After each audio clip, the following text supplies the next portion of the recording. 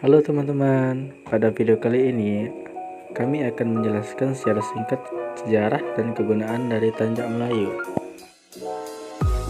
Menurut sebuah perspektif, konon orang-orang Melayu Sriwijaya lah yang pertama kali menggunakan tanjak ini dalam keseharian mereka.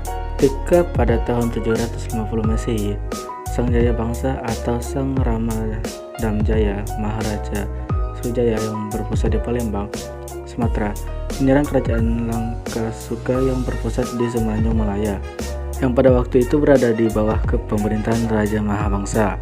Hingga pada tahun 775 Masehi, Sriwijaya berjaya menaklukkan Langkasuka dan seluruh tanah jajahannya. Kini kegunaan di berbagai daerah kembali mempopulerkan yang menjadi ciri dan simbol adat tersebut, seperti di Kabupaten Siak, bupati, pejabat, hingga anak muda kembali gemar memakai tanjak. Tentu saja dengan bentuk dan variasi yang sudah dimodifikasi, hingga kita lihat juga di Saint Bengkalis yang mana dosen dan mahasiswa memakai tanjak pada hari tertentu untuk melambangkan jati diri sekolah tinggi tersebut sebagai kampus Melayu. Tanjak dianggap sebagai lambang kewibawaan di kalangan masyarakat Melayu. Semakin tinggi dan kompleks bentuknya, menunjukkan semakin tinggi pula status sosial si pemakainya. Tanjak biasanya dipakai masyarakat Melayu di seluruh lapisan kelas sosial, baik di lingkungan kerajaan, sebagai kalangan bangsawan maupun pada lapisan masyarakat kelas bawah. Begitu seorang pria meninggalkan rumah, biasanya ia mengenakan tanjak. Fungsinya adalah sebagai penutup kepala dari gangguan udara maupun ranting kayu. Awalnya berbentuk ikat biasa, lama-kelamaan cukup variatif dan gaya. Pembuatan tanjak yang lebih berkreasi digagas oleh Melayu dahulu yang aktif di bidang gerak tangan.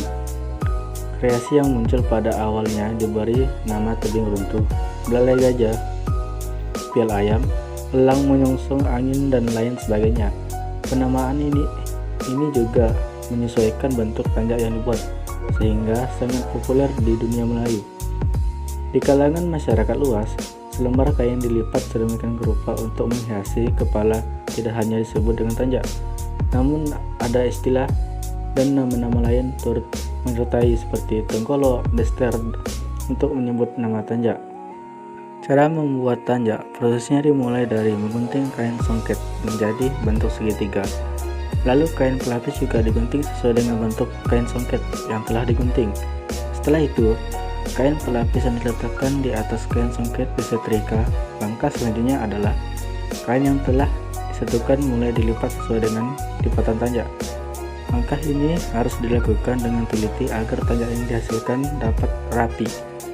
Langkah terakhir yaitu tanjak dijahit. Proses jahitan ini bisa dilakukan menggunakan tangan ataupun dibantu oleh mesin penjahit, tergantung dengan ketebalan tanjak itu sendiri. Demikianlah sejarah singkat dari tanjak. Terima kasih telah menonton.